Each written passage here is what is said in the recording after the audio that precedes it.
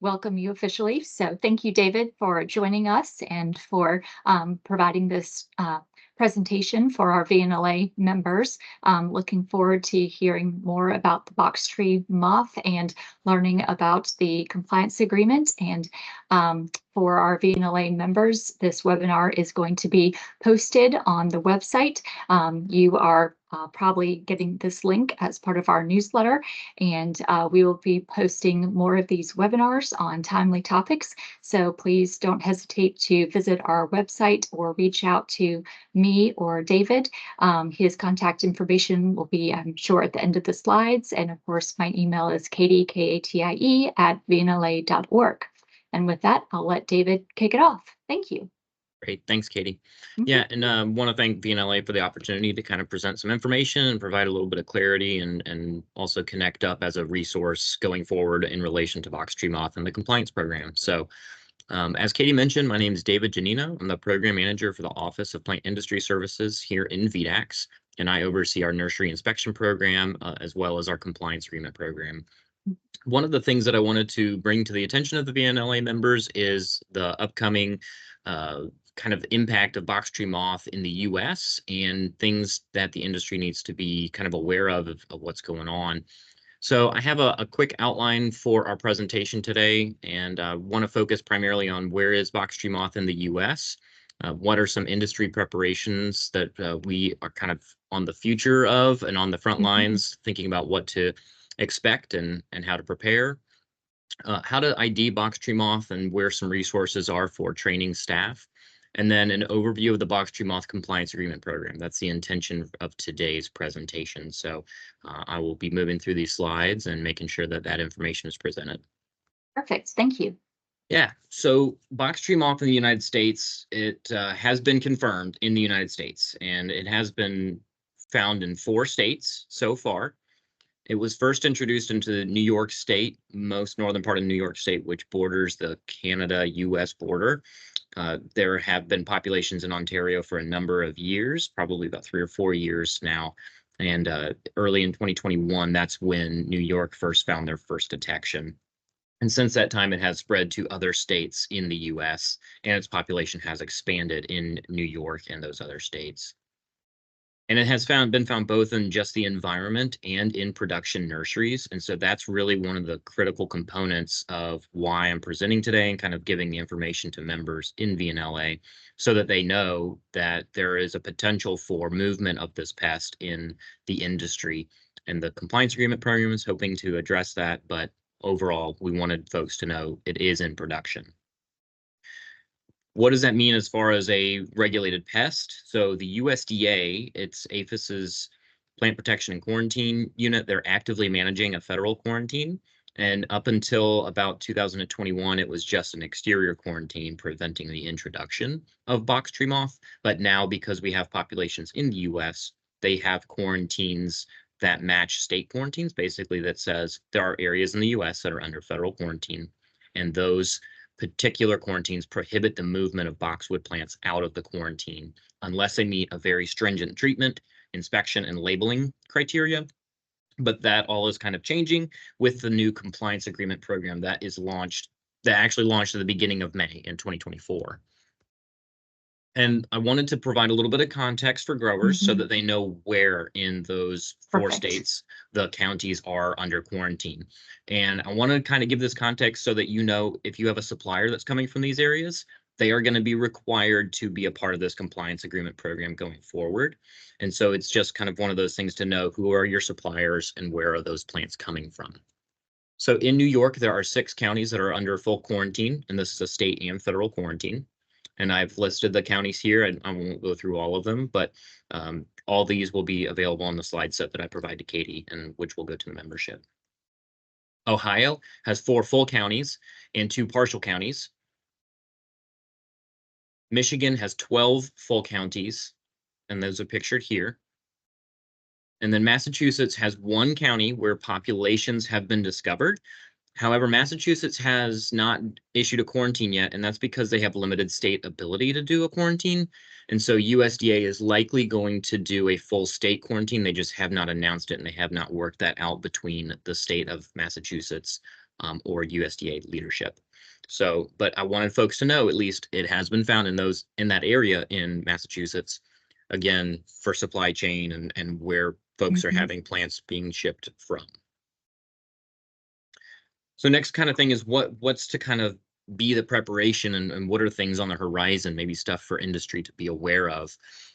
So again, primarily know who your suppliers are and where they're located. We do not have Box Tree Moth in Virginia that we are aware of so far. So this is just one thing to kind of be on the lookout and making sure that where you're purchasing plants from, not to say that they can't be in the quarantine, but it means that they have to meet certain criteria, which we'll go over later. What I would recommend is that you start training your staff to identify and recognize Box Tree Moth, just so that as plants are moving this season, this is the first year that the compliance agreement is going to be implemented. And so there's opportunity for failures of the system. We're hoping that it is 100%, but again, it is always optional, or it's always an option, or always a possibility that something makes it through. So we would recommend that staff know what to look for when plants are coming in. There's two different things to look for. It's what we're calling evidence of Box Tree Moth. That could either be frass, feeding damage, webbing, or overwintering structures. That might not necessarily be a proof of an insect, but it could be an association with the actual Box Tree Moth. Or physical life stages. That would include eggs, caterpillars, pupa, or moths.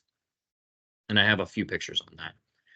We'd recommend that folks have products on hand, whether that's a trapping supply or treatment chemicals. Most of the treatment chemicals that are approved and recommended for Box Tree Moth are kind of coincide with other IPM programs and pest management programs. So you may already have some of that on hand, but there are trapping supplies available, like these bucket traps and pheromone lures. Those are available for purchase. They're very specific to Box Tree Moth and they're very effective, which is very good. And it's not every pest has a trap that is effective and works really well. So this is a really good thing to have on hand. The next one is to understand the compliance program, which is kind of the intention of today's presentation, to give everybody a heads up, to review it, and then to provide a framework for if anyone has questions, who to reach out to when they have questions about the program. And then to prepare a pest management plan. Most growers, I'm sure, already have a semblance of a pest management plan. But what we would recommend is that folks start considering what they would do if Box Tree Moth were to come into production and how they would respond. So as a quick overview, life stages and evidence, what do those look like? This is just going to be a very baseline. So pictured here on the underside and on the top side of boxwood leaves are egg masses. So those little round eggs can be colored very, very faintly yellow. Then as they mature, they grow a little orange. And then as they actually develop and fully mature into future larvae to come out of the eggs, you'll see this circular black dot on the inside. That's the actual head of the caterpillar. This is a pupa, so it's a little bit later in the game, but this is another stage that will also change color as it develops. So depending on the season, you will observe a pupa either after a caterpillar's life cycle or in the upcoming winter season. So the adults will go into a little bit of life cycle, not much, but you could see this multiple times because those pupas stay on the plant unless they're physically knocked off. So you could see them in those plants. But then this is the caterpillar. It's a very distinct caterpillar, has two very dark kind of eyes on its head, a lot of little spikes, but that green stripe down the middle with many, many black dots along the side of that stripe is very, very easy to identify. And then this is the adult moth. A lot of times you might think this is pretty easy to identify. There are other lookalike moths, and the kind of critical identification feature are these half crescents on the forefront of those forewings. So those are the life stages, and what's pictured here are actual evidence of the feeding damage or of the presence. You might not actually see the caterpillar, but you may see something like feeding damage here. So this is a skeletonized leaf. And then here on the top right-hand side of that picture is the webbing that the actual caterpillars leave behind, and then also the frass that you may see, and that will vary in size and color depending on their diet. So that's just a real quick overview, but I wanted to tell folks that there are lots of resources available for Box Tree Moth identification guides. Ohio, Michigan, New York, and USDA all have developed really, really good outreach materials. They're all publicly available either on their website or if you were to Google them. Virginia Tech actually also has a publication, extension publication on box tree moth in the US, ID guides.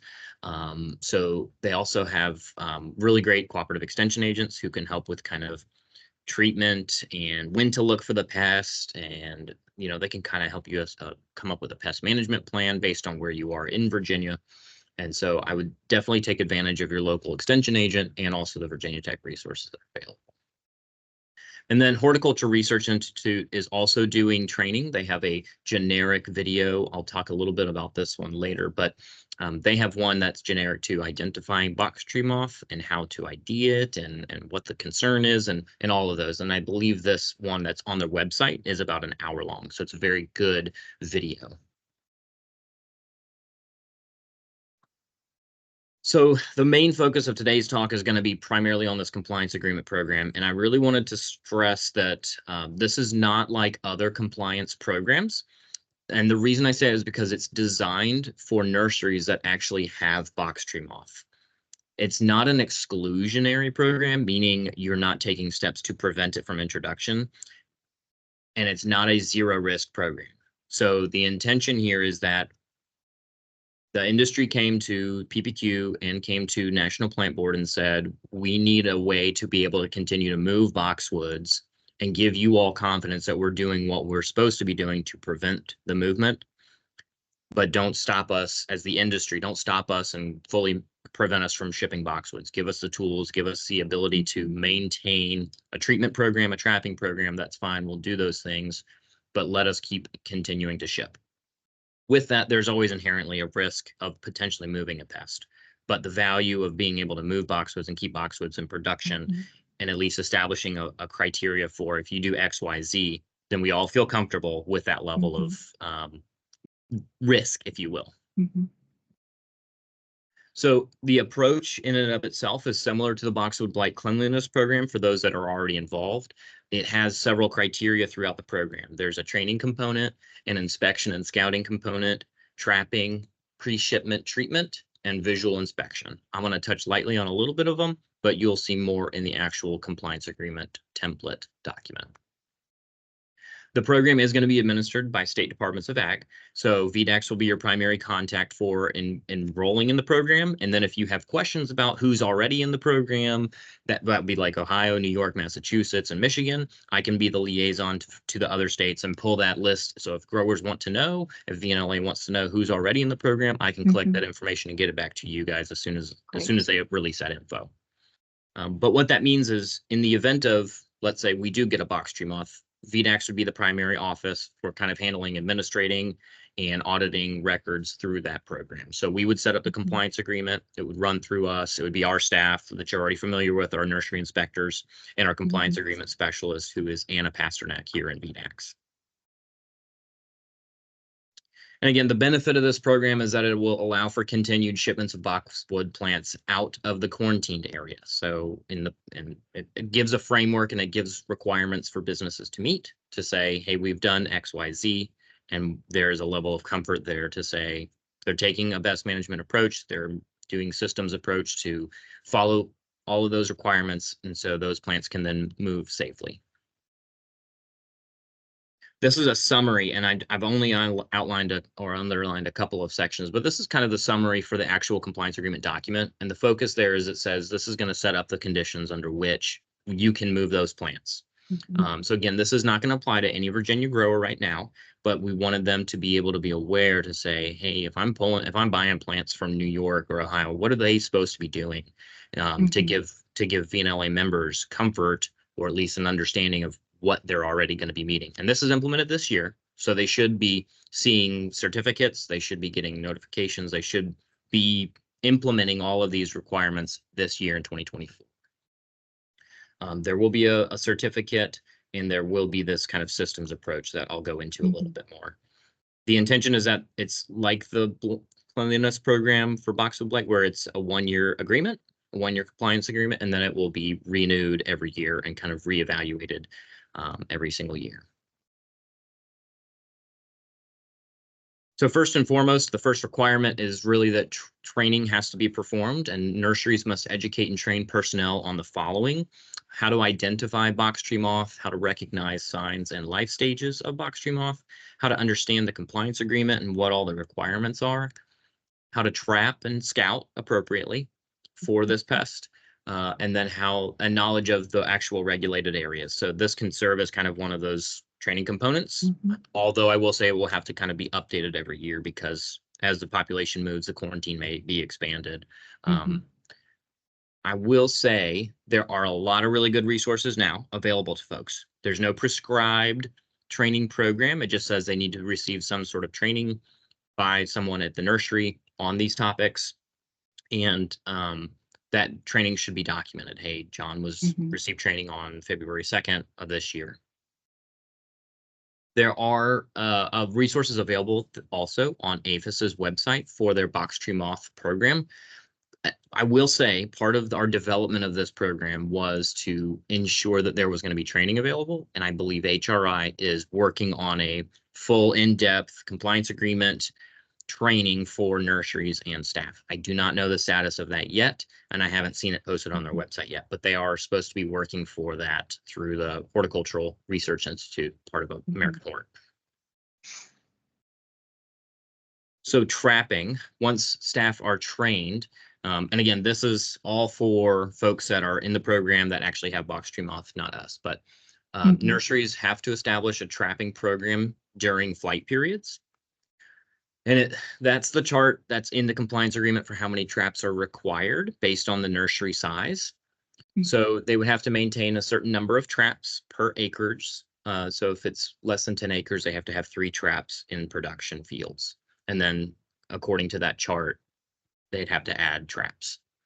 If it's a greenhouse or an enclosed structure, only 1 trap within that structure is required.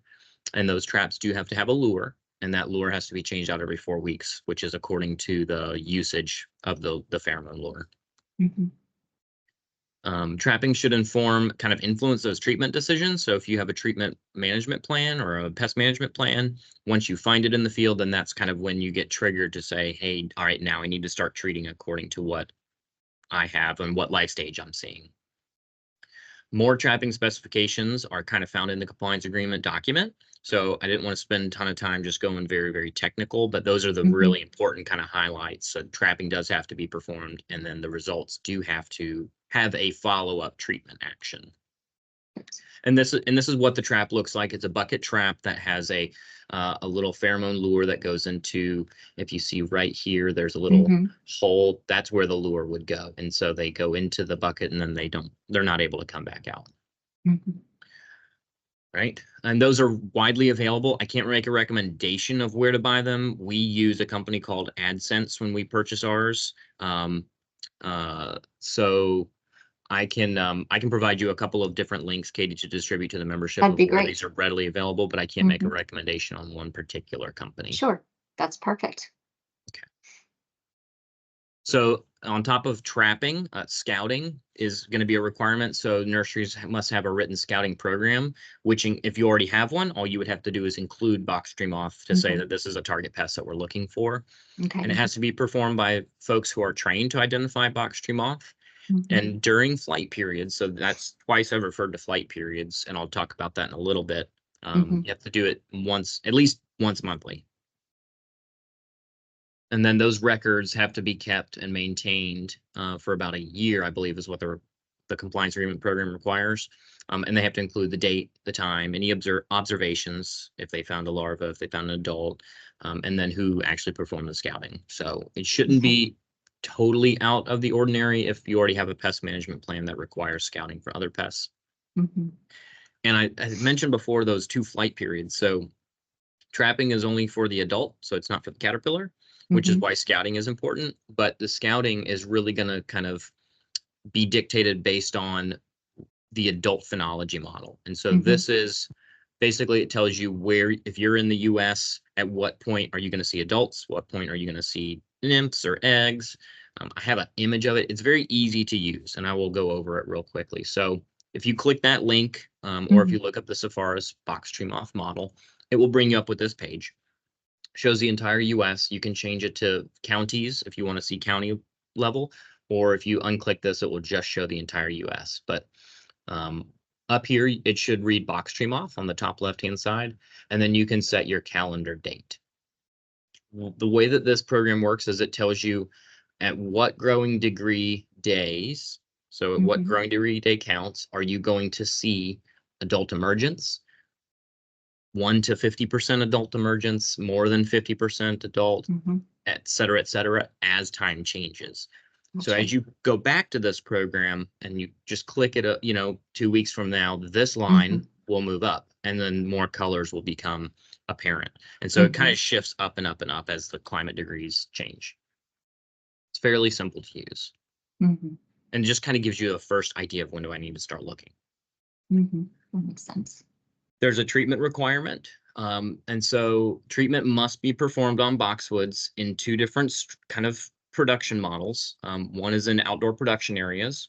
Pest management plan has to be written to say what happens when we find it outside in production. And then there's a pre-shipment treatment requirement that says an approved insecticide must be applied to any host plants leaving the establishment within 7 days of shipment. So even if you're treating in your outdoor production, the plants still have to receive a pre-shipment treatment to make sure that there's no life stages alive. Gotcha. For outdoor production areas, the treatment has to be selected from an approved list. That's on the compliance agreement. There's a little nuanced piece of the compliance agreement that says, here's the list of chemicals. And then there's also a link after that that says also other approved chemicals can be found here. Okay. And then for pre-shipment, the treatment has to be documented. And again, there's a list of those chemicals that can be used for pre-shipment treatment. Okay. One thing to note is that certified and enclosed production areas. So this would be a fully enclosed screen house, a fully enclosed greenhouse, fully enclosed hoop house, all of those, or a hoop house that has screens. Those areas that are able to prevent box tree moth, they are exempt from treatments. They still have to have a trap, but if boxwoods are fully grown inside there, they don't go out and then come back in, then they do not have to have a treatment at all. Okay. And then if they are guaranteed kind of through the processing and up to shipment, then they should not need a treatment as well. But that means that they're enclosed the whole time. So if they come out, then they'd still have to receive a treatment. Sure. Once they're treated, then there's a pre-shipment inspection. This became a pretty quick sticking point for a lot of states to say, we do not have the staff or the ability to inspect every single plant that's going out of there. So the compliance agreement does put the responsibility on the nursery. And so it empowers the nursery to be able to inspect. And we understand that that's a lot, but we wanted it to also be able to meet the business model because we can't, we've got other things that we're doing at the same time, and we didn't want to impede or stop movement of plants. And so it does say that the nursery has to inspect all outbound shipments for life stages or for evidence, and that those inspections have to be completed by, once again, that trained personnel and be completed no more than 24 hours before shipments leave. So they have to at least set eyes on the plants to make sure that they don't have box tree moth or those items. If there's any living life stage of box tree moth or plants that have evidence of box tree moth, they can't leave yet. They can't leave the establishment, and this is during the pre-shipment inspection, and you need to report it to your state authority. So in this case, it would be like reporting it to the SPRO or your inspector. If it's just evidence, the inspector will come out and verify that there's no life stages. And then if there's no life stages, it can then be shipped. But if it is life stages, then they have to be retreated. And if those life stages are alive, the plants would have to be retreated. Once they are then, let's say they're inspected and nothing is there, and there's no issue, the shipments that have been inspected and are free from box tree life stages, they can be shipped under the certificate. And so just to clarify, these certificates are issued by the 4 states, so Ohio, Michigan, Massachusetts, and New York. So by their Department of Agriculture. That is correct. Okay. Just reminding our folks, these are things that we need to look for in those 4 states. But since we don't have anything here, these are not things that we are having to do. Just a reminder, these are what we're looking for in those 4 states. Okay. Yes. Yeah. Good catch. Thank you. Yep. So the shipping certificate will be issued to that nursery for shipments. It's not going to be a once, here, you're good to go, you're good to go. You're going to get basically like a template that says these plants are shipped under this compliance agreement. Okay. But you can only use that compliance or that certificate for those plants that meet the criteria, right? It's been Right. treated, it's had a pre-shipment treatment, it's been inspected, all good to go. The certificate does have to accompany those plants that are being shipped at all times. So it has to Okay. travel with the plants all the way until it's delivered and received at either the distribution, the person who ordered it, the dealer, whoever. So it does have to follow those plants. And does it follow just at the wholesale level, or does it continue on? Once it reaches the wholesaler, it it stops at the wholesaler. So Okay. that's whoever receives the plants. And then if the wholesaler is then selling out to individual customers, it does not have to go all the way through them. So it really Okay. is, let's say, a nursery in Virginia orders plants from New York. Yeah. And then those plants come from New York, it gets delivered to a VNLA distributor member, and then they distribute to individual customers or clients. It stops at Virginia, basically. Okay, great. And it stops Just at wanted that to clarify. distributor or wholesaler, correct? Okay, perfect. Just wanted to clarify that. Yep. In the compliance agreement, there's a list of approved chemicals. And so it's going to list the individual active ingredient. So if you have active ingredients with the listed percentages, then that will still meet the same, because each state might be a little bit different in what is registered as registered products, but these are the active ingredients. Table 1 is going to be products that are used for pre-shipment treatment. Table 2 are those products for in the production. And then I believe it tells you also kind of what life stage, early larval life stage, eggs, and then eggs. And then there's some additional life stage coverage as well. Okay. And then lastly, there is a adjuvant product list. And so for making the chemical actually mix and stick onto the plants as well, those are some listed products that have been tested and seem to be pretty effective in making sure that there's good contact and contact time with the pesticide in the Box Tree Moth. Perfect. Those are all listed in the compliance agreement, and those are going to be changing. So there may be a difference between like what's in the compliance agreement versus what is on USDA's website, but they're going to do their best to update it every year, essentially. Okay. And that's kind of the very, very high level overview so far of the compliance program, what's coming, and what VNLA members should be looking for and kind of preparing. So, Katie, if you got any questions, I'm happy to answer them as you got them. Perfect. So I just had a couple of questions, and I think you probably mostly answered them as you were talking, but just wanted to clarify. So for the pest management plan, you mentioned that Virginia Tech Extension had some great resources. The Horticultural Resource Institute has an hour video. Is there a template that Virginia Tech or Cooperative Extension has? And I can reach out to them so that I could maybe put a template on the VNLA website for folks who might want to know kind of what that pest management plan looks like. I think that's a great question. We don't have a template, and the compliance agreement doesn't. The intention and the hope was, because we talked about it, we said maybe we need to come up with something, and we didn't want to feel overly prescriptive. And we felt that because we're talking about Ohio and New York, Michigan, it's going to look very different for folks in the West or in the East or in the Central. So I think what you've proposed is a really great option, is reaching out to Virginia Tech and saying, hey, given our resources, given where we are, what would be a good kind of pest management plan template. So I think that is a great place to start. If it were to come. Yeah. Correct. Okay. Yeah. So I'll reach out to them. Great. Okay. Just wanted to know where that was in the stage. Yeah, So, absolutely. okay. Perfect. All right. Let me just see. And so you mentioned again that it was similar to the Boxwood Blight Cleanliness Program. And I think that will help a lot because I know our folks will be familiar with that. And then we used it as a model, but I will say there's no 4 times a year inspection requirement. Sorry, my light just went off. That's okay. I'm gonna wave it awake. There you go. There is no 4-year inspection. It would be kind of a pre-meeting with the nursery to say like, Mhm, hey, we're here to kind of talk about your pest management plan, make sure that you have what you need. mhm, And then that pest management plan we would review and make sure that they're meeting all the criteria: scouting, treatment, inspection, trapping. And then once that's been submitted, then we would sign it. And I'm sure that the inspector would be making sure that they're checking in and seeing how things are mhm, going, but there's no 4 time a year inspection requirement there. mhm.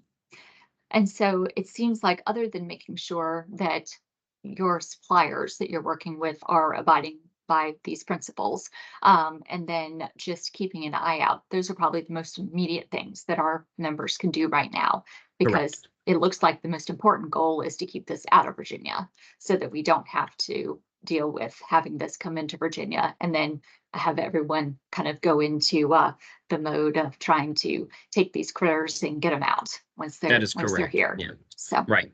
And so, yeah, that's a great point. And what we have talked about, the states at least, is that mhm, if we, as a receiving state that don't have box tree moth, mhm, get something that is suspicious, or a yeah, grower receives plants, that we need to kind of reach back out to that mhm, originating state and say, hey, company XYZ, company 123, they've sent plants, but they don't have their certificate.